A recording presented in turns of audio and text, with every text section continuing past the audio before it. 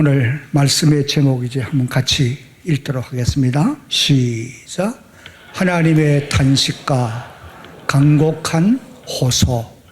우리가 오늘 이사야서 1장을 읽었는데 이 말씀은 하나님께서 이스라엘 백성들을 향한 탄식과, 다른 말로 하면은 하나님이 마음 아파하는 그런 표현이고, 또 그래서 하나님이 그들에게 간곡한 당부, 간곡하게 호소하는 그런 내용을 이제 기록하고 있는 것입니다. 저는 이 말씀을 보면서 하나님이 이 시대를 살아가고 있는 우리를 향하여 이렇게 말씀을 하시지 않을까. 우리를 보시면서, 한국교회와 이 나라 이 민족을 보시면서 이와 같이 마음 아파하고 계시는 것은 아닐까. 이제 그런 생각을 가지면서 이 말씀을 전하려고 해요. 2절을 보면은 하늘이여 들으라, 땅이여 귀를 기울이라. 내가 자식을 양육하였는데 그들이 나를 거역하였도다. 소는 그 임자를 알고 나귀는 그 주인의 구유를 알건만은 이스라엘은 나를 알지 못하고 나의 백성은 깨닫지 못하는도다. 슬프다 범죄한 나라요, 허물진 백성이요, 행악의 종자요, 행위가 부패한 자식이로다. 너희가 어찌하여서 매를 더 맞으려고 배역을 거듭하느냐. 온 머리는 병들었고 온 마음은 피곤하였으며 발바닥부터 머리까지 정수리까지 성한 곳이 한 곳도 없고 상한 것과 터진 것과 새로 맞은 흔적뿐이거늘 그것을 짜며 싸매며 기름으로 부드럽게 함을 받지 못하였도다. 상처를 치료받지 못하고 있다는 거예요. 그리고 또 너의 땅은 황폐하였고 너의 성읍들은 불에 타버렸고 너의 토지는 이방인들에게 빼앗겨버렸고 딸 시온성만 포도원의 망대처럼 참외밭에 원두막같이 에워싸인 성읍같이 개우 남아있도다. 만군의 하나님 여호와가 너희를 불쌍히 여기지 않았으면 이 시온성까지도 소돔 같고 고모라 같이 멸망받고 말았을 것이다. 하나님이 그렇게 이제 탄식하시면서 이어지는 말씀을 보면은 하나님의 그런 마음 아파하는 말씀은 계속되고 있는 것입니다. 여러분, 성경에 보면은 하나님의 이런 탄식이 여러 곳에 기록되어 있어요. 특별히 신약 성경을 읽어보면은 예수님께서도 예루살렘 성을 바라보시면서 이렇게 탄식하는 것을 봅니다. 마태복음 23장 37절로 38절을 보면 예루살렘아 예루살렘아 선지자를 죽이고 내게 파송된 자들을 돌로 치는 자여, 암딸기 그 병아리를 날개 아래 모음같이 내가 네 자녀를 모으려 한 일이 몇 번이냐. 그러나 너희가 원치 아니하였도다. 보라, 이제 너희의 집이 황폐하여서 버림바 되리라.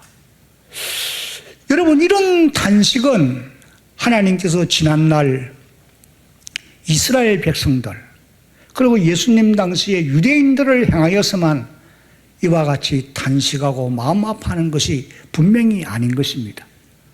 오늘 이 시대를 살아가는 저와 여러분들을 보시고 또 현재 이렇게 힘들어하고 있는 우리 한국 교회의 현상을 보시고 이 나라와 이 민족을 보시고 하나님이 이런 탄식을 하시리라, 마음 아파하시리라. 그래서 오늘 이 시대 우리에게 이 말씀이 하나님이 주시는 말씀인 줄로 우리가 기억하고 겸손히 이 말씀을 듣고 이 말씀을 따라서 순종하려고 노력해가는 그런 주의 백성들이 되어야 할 줄로 믿습니다. 입이 닫혀 있으면 안 된다고 그랬어요. 다 같이 아멘. 아멘이에요. 우리가 이 말씀을 경청해야 돼. 왜 그러면 하나님께서 이와 같이 마음 아파하시고 이와 같이 탄식하실까? 그 이유를 이제 몇 가지 말씀을 드리면, 첫째는 다 같이 시작. 자기 백성들이 하나님을 거역하였기 때문입니다. 2절을 보니까 내가 자식을 양육하였거늘 그들이 나를 거역하였도다. 여러분, 여기 양육했다고 하는 이 표현이 너무나 중요한 말씀이고, 또 거역했다고 하는 이 말씀도 우리가 기억해 두어야 될 그와 같은 말씀인 것입니다. 여기 양육했다고 하는 이 말은 하나님이 유다 백성들을 자기 자녀로 삼으시고, 마치 부모된 우리가 자식을 낳아서 그들이 장성할 때까지 부모가 입을 것, 마실 것, 먹을 것, 모든 필요를 공급해 주는 것과 같이 하나님이 유다 백성들을 그렇게 모든 필요를 공급해 주었다는 거예요. 그런 의미가 양육했다는 그런 말씀 속에 포함되어 있는 것입니다.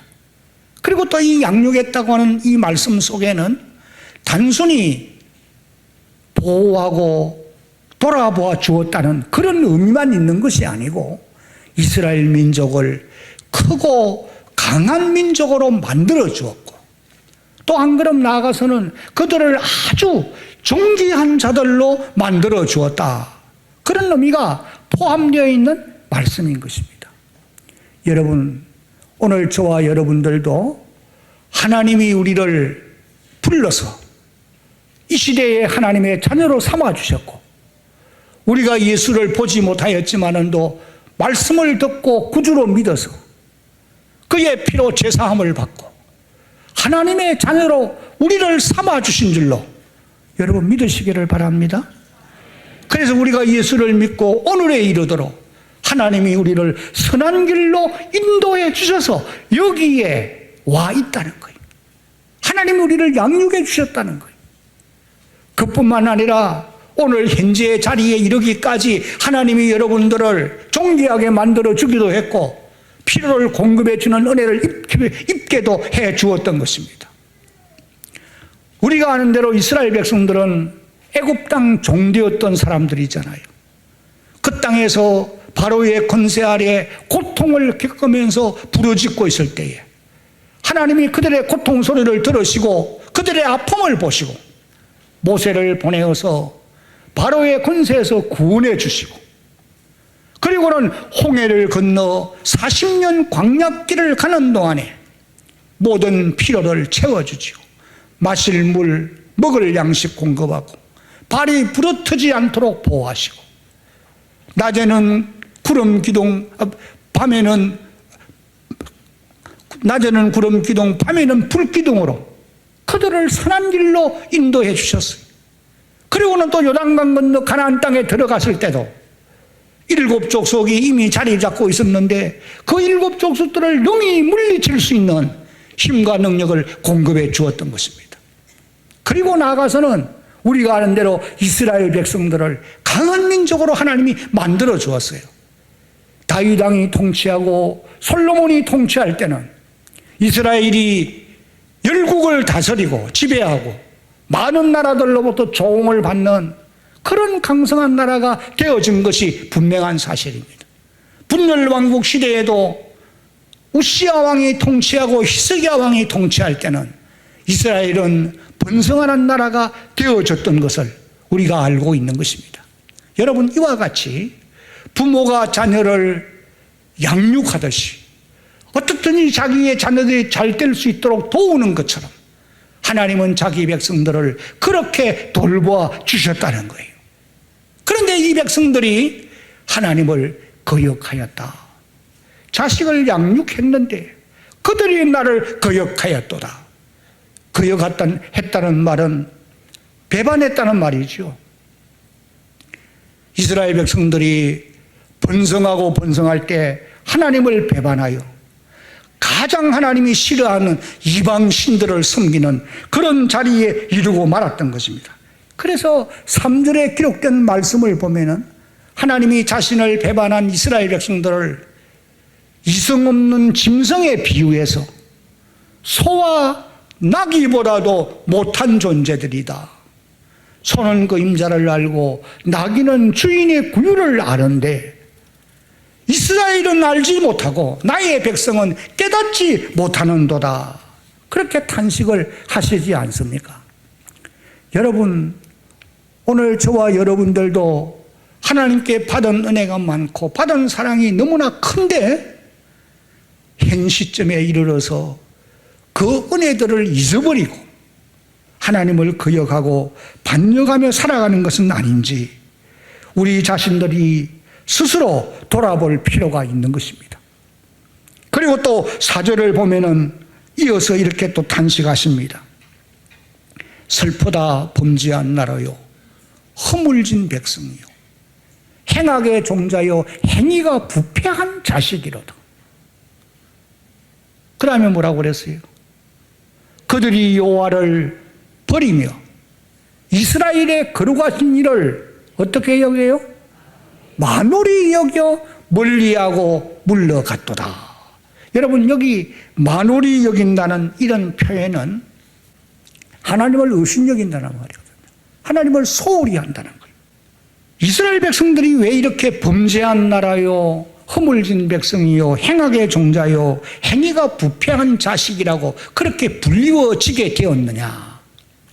본래는 이스라엘 백성들은 하나님의 사랑받는 선택받은 민족이요 또 하나님을 가장 가까이에서 섬기고 하나님과 가장 가까운 제사장의 나라란 말이에요. 거룩한 백성이요 구별된 사람들이었다는 뿐만 아니라 존귀하게 여김을 받는 자녀라 불리우던 그런 사람들이었습니다. 여러분, 출애굽기 19장 6절을 읽어보면은 이렇게 기록합니다. 한번 읽어봅니다. 너희가 내게 대하여 제사장 나라가 되며 거룩한 백성이 되리라. 너는 이 말을 이스라엘 자손에게 전할 것이니라. 전할지니라. 그 다음에 이사야 43장 4절 말씀도 읽어봅니다. 시작. 네가 내 눈에 보배롭고 존귀하며 내가 너를 사랑하였은저 내가 네 대신 사람들을 내어주며 백성들이 내 생명을 대신하리니. 하나님이 자기 백성들을 이렇게 존귀하게 여기고 보배롭게 여기고 자기 백성들을 보호하기 위해서 다른 사람들을 희생시켰고 하나님이 그렇게 아꼈다는 거예요. 그런데 이제 와서는 행악의 종자요 행위가 부패한 자식이로다. 왜 그렇게 말씀을 하십니까? 그 이유는 이스라엘의 거룩한 일을 만홀히 여기고 하나님을 만홀히 여기고 멀리하고 물러갔기 때문이다. 그렇게 지적하고 있어요. 조금 전에 말씀드린 바와 같이 만홀히 여긴다는 말은 하나님을 업신여긴다는 말이에요. 여러분 자신들을 겸손하게 한번 돌아보십시오. 오늘 우리가 하나님을 너무 업신여기며 사는 것 아닙니까? 소홀하게 대하는 것 아니냐는 말이에요. 마치 불효하는 자식들이 부모가 옆에 계시는데도 부모를 소홀히 여기고 업신여기고 아예 관심이 없는 이런 자녀들처럼 오늘 우리들의 모습이 그런 것은 아닌지 돌아보아야 된다는 것. 사랑하는 성도 여러분, 이 시대를 살아가고 있는 우리 성도들이 바로 그런 사람들이 아닌지, 하나님을 소홀히 여기고 그래서 우리의 행위가 부패한 악한 그런 사람들은 아닌지 한번 생각해 보아야 할 것입니다. 우리말 가운데 인면수심이라는 말이 있어요. 얼굴은 사람인데 마음은 어떻다는 거예요? 짐승과 같다는 거예요. 그래서 사전적인 의미로 보니까 이렇게 기록했어요. 사람의 도리를 한번 같이 읽어봅니다. 시작. 사람의 도리를 지키지 못하고 배은망덕하거나 행동이 악한 사람을 일컬어서 인면수심, 그런 표현을 하는 것을 우리가 들어본 적이 있습니다. 지금 우리가 살아가는 이 땅에는 이런 모습으로 사는 사람들이 너무 많은 것 같아요. 저는 최근에 정치하는 사람들을 보면서, 국회의원들을 보면서 이런 표현을 하는 것이 아주 적절하겠다, 그런 생각을 많이 해봅니다. 여러분, 그런 분들이 금배지는 달고, 저도 금배지 지금 달고 있는데 제가 달고 있는 금배지와는 완전히 다른 것입니다. 저는 우리 총회를 섬겼다고 이걸 나에게 준 거고, 그들의 금배지는 근위가 있잖아요. 겉으로 볼 때는 정말 멋있잖아요. 그러나 그들의 속은 너무나 악한 것입니다. 여러분, 왜 이런 현상이, 물론 각계각층의 인면수심, 이런 모습을 가진 사람들이 너무 많잖아요, 사실. 왜 이런 현상이 왜 있게 되느냐? 사도 바울은 로마서 1장 28절 유를 읽어보면, 한번 따라합시다. 사람이, 다 따라하세요. 사람이 마음에 하나님 두기를 싫어하매. 마음에 누구 두기를 싫어해요? 하나님 두기를 싫어한다는 거예요.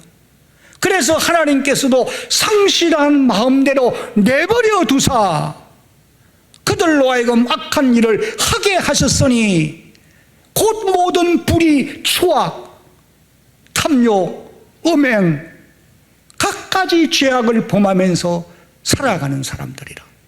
그들은 그런 악을 행하면서도 하나님의 심판이 임할 것인데 그런 일을 행하는 자를 옳다, 그렇게 말을 한다는 거예요. 하나님 두기를 싫어하기 때문에 그런 결과를 가져온다는 거예요. 여러분, 오늘 우리 성도들도 하나님의 은혜를 배은망덕하고 하나님을 멀리하게 되면 하나님께서 오늘 저와 여러분들을 보시면서 뭐라고 말씀하실까요? 겉으로 볼 때는 성도인 것 같고 경건의 모양은 갖추고 있는데 실제의 삶 속에서는 하나님을 멀리하는, 경건의 능력을 부인하는 자라 하나님이 그렇게 말씀하시지 않을까? 여러분, 그런 우리의 모습이라고 한다면 하나님은 분명히 마음 아파하시고 탄식하실 것입니다. 두 번째로 하나님이 탄식하시는 이유는 같이 한번 읽어봅니다. 시작. 자기 백성들이 당면한 현실이 너무도 처참했기 때문입니다. 5절과 6절을 보면은 너희가 어찌하여 매를 더 맞으려고 폐역을 거듭하느냐. 온 머리는 병들었고 온 마음은 피곤하였으며, 6절은 발바닥에서 머리까지 성한 것이 하나도 없어요. 상한 것과 터진 것과 새로 맞은 흔적뿐이거늘 그 상처들을 짜며 싸매며 기름으로 부드럽게 치료를 받지도 못한다는 거예요. 이런 모습은 이스라엘 백성들이 하나님께 매를 맞아 만신창이가 되어져 있는 그런 모습이라고 보시면 될 것입니다. 그런데 더욱 마음이 아픈 것은 무엇이냐 하면은 매를 그런 상황 속에서도 더 맞으려고 폐역을 거듭하고 있다. 여러분, 하나님이 자기 백성들이 이렇게 처참한 모습을 보면서 마음 아파하지 않을 수가 없잖아요. 마치 부모도 아무리 애를 먹이는 자식이라도 때로는 꾸중도 하고 욕도 하지만은 그런 자녀가 고난을 겪을 때를 보면은, 고난당하는 것을 보면서는 부모가 마음 아파하는 것처럼 하나님께서도 잘못으로 인하여 매를 맞아서 만신창이가 되어 고통당하는 그런 자기 백성들을 보면서 하나님이 마음 아파하고 계신다. 지금 그렇게 이제 말씀을 하고 계시는 겁니다. 게다가 7절, 8절을 보면은 더 마음 아픈 이스라엘 백성들이 당면한 현실을 보면서 더 마음 아파하는 그런 모습을 이제 우리가 보게 돼요. 뭐라고 말씀하십니까? 보면은 모든 땅은 황폐해졌고 너희들이 살고 있는 성읍들은 다 불에 타버렸고 그 다음에는 너희의 토지는 이방인들에게 다 삼켜져서 황폐하게 되었고 그리고는 이제 시온성만 개우 포도원의 망대처럼 참외밭의 원두막처럼 에워싸인 성읍처럼 개우 남아있다. 하나님이 그것도 불쌍히 여기지 않았으면 완전히 망한 소돔 같고 고모라 같게 되고 말았을 것이다. 그렇게 이제 말씀을 하십니다. 여러분, 이스라엘 백성들이 이런 처참한 현실을 언제 맞이하게 되었느냐 하면은 여러분이 이사야 36장과 열왕기하 18장 이후를 읽어보면은 북쪽 아수르의 사네립 왕이 18만 5천 명의 군사를 거느리고 히스기야 왕이 된 지 14년째 되는 해에 유다를 점령하고 예루살렘을 에워쌌을 그때에 이런 엄청난 고난을 겪게 되어졌던 것입니다. 그러면은 이스라엘 백성들이 왜 그런 고난을 겪게 되었느냐? 그 이유를 성경은 분명히 말씀하십니다. 히스기야의 부왕 아하스가 하나님께 범죄한 이유 때문이다. 그렇게 지적을 해요. 여러분, 역대하 28장 19절 함께 이제 소리내서 한번 읽어봅니다. 시작. 이는 이스라엘 왕 아하스가 유다에서 망령되이 행하여 여호와께 크게 범죄하였으므로 여호와께서 유다를 낮추심이라. 우리가 역대하 28장과 열왕기하 16장을 읽어보면은 아하스가 얼마나 무서운 죄를 범했는가를 거기 자세하게 기록합니다. 유다의 왕이 되어 16년간을 통치했는데 성전 문을 폐쇄해요. 성전 안에 있는 모든 기구를 해파합니다. 성전 제사를 못 드리게 만들어요. 하나님의 백성들이 하나님 앞에 제사를 드리지 못하면 어떻게 되겠습니까? 그리고는 또 하나님이 가장 싫어하는 이방신들을 섬기게 하는데 바알과 아세라, 몰렉 같은 신, 몰렉 신은 자녀를 불살라 제사하는 그런 제사거든요. 암몬 사람들이 행하던 제사예요. 그리고는 절기들을 지키지 못하게 합니다.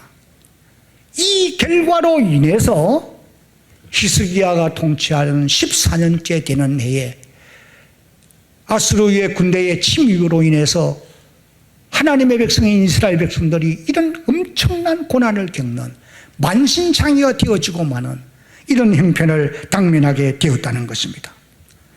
여러분, 오늘 저와 여러분들도 하나님의 은혜를 깨달아 알지 못하고 하나님을 거역하면 하나님의 심판은 임하게 되는 것입니다. 설마 그럴 수 없어요. 하나님은 말씀대로 오늘도 시행하는 분이심을 우리는 믿어야 할 것입니다. 아멘. 저는 1950년대, 60년대, 70년대, 80년대를 살아본 사람이에요. 이 가운데 어르신들이 계시는데 다 그 어려운 때를 사신 분들이 보릿고개를 살아온 사람들이란 말이에요. 그때는 6.25 전쟁 직후이기 때문에 우리나라가 세계에서 가장 빈곤한 나라입니다. 국민소득 65불 정도밖에 안 되었다고 그래요. 그 북한보다도 더 못 살던 나라였습니다. 그래서 많은 사람들이 먹을 양식, 입을 옷, 마실 물, 머물 장막이 없어서 고통을 겪어요. 정말 내일 아침 끼니를 걱정하는 사람들이 한두 사람이 아니었잖아요. 그래서 우리 국민들은 새벽부터 저녁까지 열심히 일하며 살았던 겁니다. 지금 여기 계시는 어른들의 삶이 그랬단 말이에요. 저도 그런 삶을 살아본 경험이 있어요. 그래서 60년대에 중반에 되니까 강부로 독일로 가고 간호사들이 파병되어 가고, 왜? 달러를 벌이기 위해서. 60년대 후반부터 70년대 초반까지는 월남전쟁에 파병받아가서 달러를 군인들이 버려드리도록 했던 것도 우리가 아는 사실 아닙니까? 그리고 또 한국교회와 성도들도 열심히 일하면서 부지런히 하나님께 기도했던 그런 기억이 새롭습니다. 그때는요, 새벽이나 밤 시간에 교회 가보세요. 기도하는 사람들이 한두 사람이 아니에요. 기도 소리가 교회 안을 진동합니다. 기도원마다 가보면은 기도하는 사람들로 인산인해를 이루고 있는 것을 경험해 볼 수가 있었던 겁니다. 그러나 우리나라 경제가 발전해서 1994년도부터는 우리나라가 세계 다른 나라에 원조를 보내는 국가가 되어졌거든요. 지금은 세계 경제권 제12 안에 들어가는 그런 나라가 되어진 것 아닙니까? 그리고 또 월드비전 사역을 하면서 이제 경험해 보았는데, 지금 우리 대한민국이 세계에서 4번째로 세계에 후원을 많이 보내는, 후원금을 많이 보내는 그런 나라가 되어졌어요. 미국과 카나다, 호주, 그 다음에 대한민국 순서입니다. 여러분, 한마디로 말하면 지금 우리나라는 정말 잘 사는 나라입니다. K자만 붙으면 세계인들이 다 좋아한다는 거죠. 자, 그렇다고 한다면 오늘의 이 부강하게 되어지고 오늘의 이와 같은 부귀를 누리게 된 것이, 여러분, 우리의 노력만 가지고 되어진 것입니까? 하나님이 보호하사 우리나라 만세, 하나님의 도우심이요 하나님의 은혜인 줄로 믿어야 할 것입니다. 하나님의 돌보심이 없었으면 안 돼요. 그러면은 우리 성도들, 하나님의 교회라도 하나님께 받은 은혜에 정말 감사해서 지난날보다 바르게 더 잘 섬기려고 노력하고 감사하고 열심을 내야 될 것인데, 오늘 현재의 교회의 모습, 우리의 모습은 어떠합니까? 지금 예수를 믿는다고 말은 하는데 아예 교회를 떠나버린 사람들, 이런 성도를 가난한 성도라고 표현하잖아요. 급증하고 있어요. 최근에 들었는데 150만이 넘는다. 물론 코로나 시대를 지나면서 이런 영향이 많이 왔습니다만은, 그리고 또 기성교회들, 대형교회와 같은 이런 교회들이 부흥해 가느냐? 그렇지 않아요. 숫자가 줄어와요. 게다가 다음 세대들, 교회학교, 중고등부 청년들, 그래도 우리 교회는 명맥을 유지하고 있는 것이 감사한 일이죠. 그냥 한마디로 말하면 절망 상태입니다. 이것이 오늘 현실 교회의 모습이라고 우리가 말할 수밖에 없어요. 하나님이 이런 현실을 보시면서 내가 한국교회를 축복했고 성도들의 삶을 부족해 주었는데 그들이 나를 거역하고 나를 만홀히 여기고 멀리하고 물러갔더라. 그러시면서 마음 아파하지 않으시겠느냐? 우리가 우리 자신들을 돌아봐야 된다는 거죠. 그리고 이 세상 사람들도 역시 마찬가지입니다. 교회를 보는 시각이 너무 부정적이에요. 노골적으로 욕을 하고 업신여깁니다. 교회가 한국 사회에 미친 영향, 했던 일들은 다 잊어버려요. 여러분, 한국 땅에 선교사들이 들어와서 병원 세워 치료해 주었습니다. 질병을 고쳤어요. 학교를 세워서 문명을 개치해 주었어요.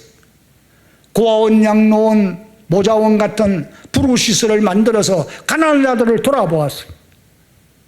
여러 가지 또 각계각층에 여러 가지 기구를 만들어서 국민을 계도하기도 합니다. 제가 기억할 때는 80년대까지만 하더라도 교회가 정부보다도 더 많이 구제했다, 저는 그런 생각을 가져요. 그러나 오늘 현 시점에 이르러서 이 나라 이 백성들이 교회를 너무 업신여깁니다. 지난 정부 때는 교회 무용론을 주장하고 교회 폐쇄론까지 계획을 세웠던 이런 안타까운 것을 경험해 볼 수가 있었던 것입니다. 여러분, 왜 이런 현상이, 이런 일들이 일어나게 되었을까요? 그 이유가 무엇일까요? 여러 가지 이유를 말할 수 있을 것입니다. 그러나 제가 드리고 싶은 말씀은 오늘 이 시대의 사람들이 먹어서 배부르고 아무 부족함이 없기 때문에 이런 결과가 오게 되어진 것이 아닌가, 그런 생각을 해보게 돼요. 여러분이 신명기 8장을 읽어보면은 11절로 14절까지에 하나님이 이스라엘 백성들을 모압 평지에 불러놓고 이렇게 경고합니다. 너희가 이제 요단강 건너 가나안 땅에 들어갈 것인데 그 땅에 들어가서 너희가 먹어 배부르고 부욕해 되어지고 은금이 정식되고 노복이 많아지고 너희들의 삶이 흥황하게 될 때에 내가 심히 염려하는 것은 너희의 마음이 교만하여 나를 잊어버릴까 염려하노라.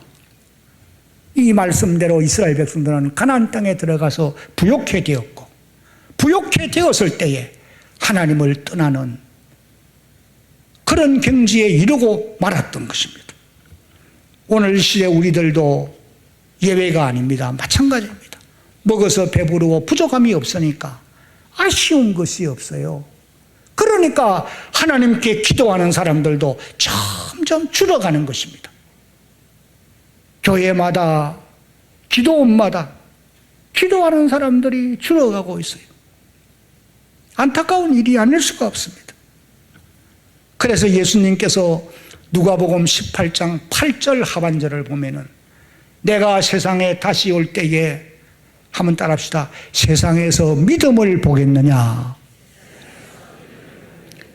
이 말은 기도하는 믿음을 보겠느냐, 그런 뜻이에요. 앞문장과 연결시켜 보면 여러분, 기도하는 사람은 믿음이 있는 사람이에요. 또 믿음이 있으면 반드시 기도하게 되어 있는 거예요. 오늘 우리 한국교회와 우리 성도들의 이런 모습을 하나님께서 보시고 하나님이 마음 아파하고 탄식하지 않을 수가 없다라고 하는 사실입니다. 이제 마지막으로 세 번째 이제 한번 같이 읽어봅니다. 시작. 하나님은 자기 백성을 회복시켜 주시기 위해 회개하고 돌아오라고 간곡하게 호소합니다.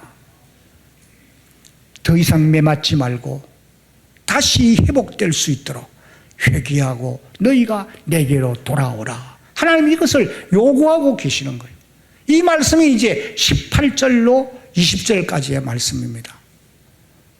오라 우리가 서로 변론하자. 18절. 오라 우리가 서로 변론하자. 그 다음에 그래, 너희의 죄가 주홍 같을지라도 눈과 같이 희어질 것이요 진홍같이 붉을지라도 양털같이 희게 되리라. 19절. 너희가 즐겨 순종하면 땅의 아름다운 소산을 먹을 것이요 너희가 거절하여 배반하면 칼에 삼켜지리라.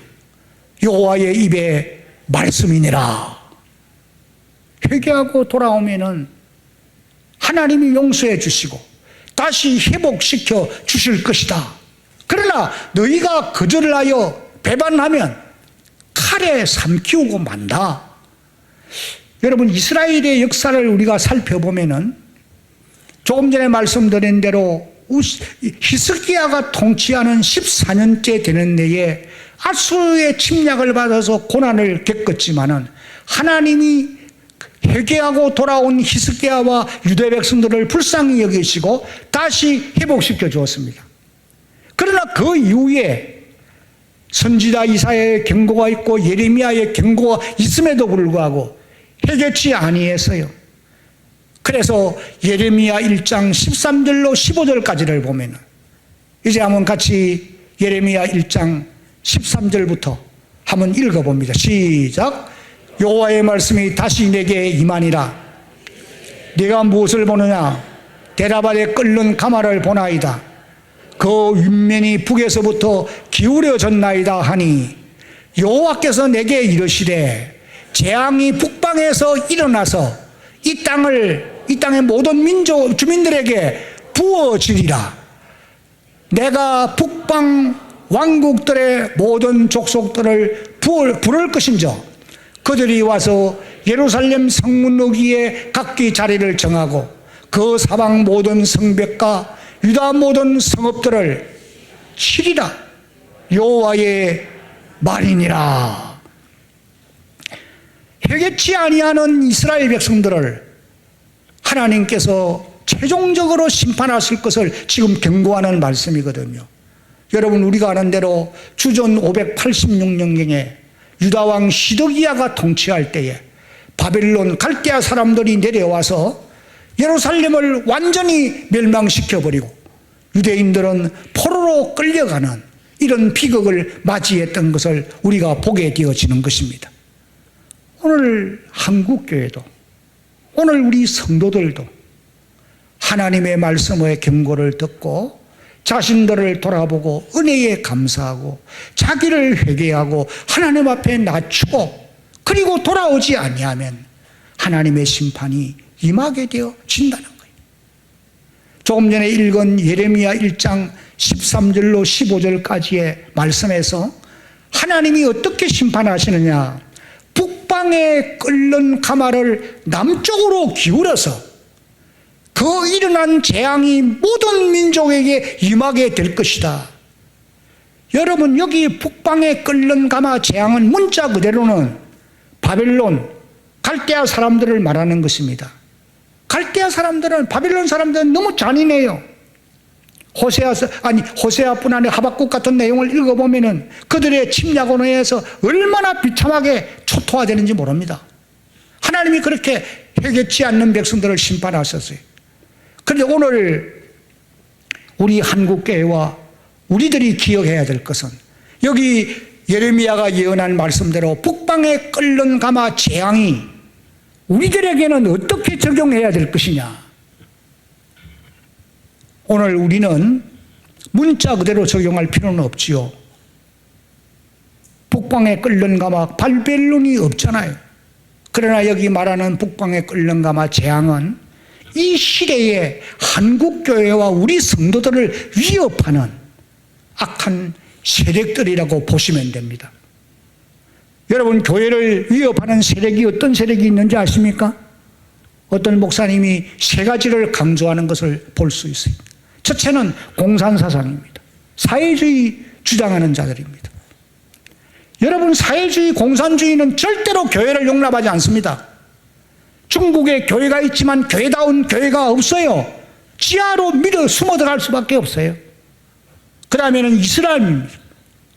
그 다음에가 무엇이냐 하면은 동성애법, 차별금지법.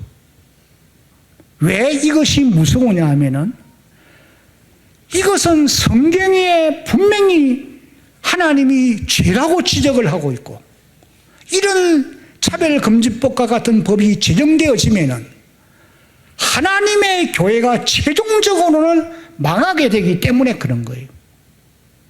차별금지법이 제정되었을 때에 강단에서 외치는 메신저가 동성애는 죄입니다라고 지적을 하면은 당장 구속되는 거예요. 왜? 법이기 때문에. 그래서 우리 한국교회와 우리 성도들은 내일의 교회를 위해서, 다음 세대를 위해서 이와 같은 악한 법이 제정되지 못하도록 반드시 막아야 되는 거예요. 이것이 성경이 가르치는 말씀인 것입니다. 진리를 위해서는 피 흘리기까지 싸워야 될 것을 말씀해 주고 있어요. 여러분, 설마 그런 일이 있을까? 설마가 사람 죽여요. 이런 법은 지금 유럽과 미국 사회에서도 제정되어서 하나님의 교회를 위협하고 있다는 이런 소리를 여러분 들을 수 있잖아요. 말씀을 맺겠습니다. 오늘 저와 여러분들이 하나님의 이런 경고의 메시지를 들으면서 우리가 받은 은혜를 감사하고 우리 자신들을 돌아보며 회개하며 주 앞으로 나가게 되면 하나님이 반드시 회복시켜 주시고 우리의 다음 세대도 보장해서 선한 길로 인도해 주실 줄로 믿으시기 바랍니다.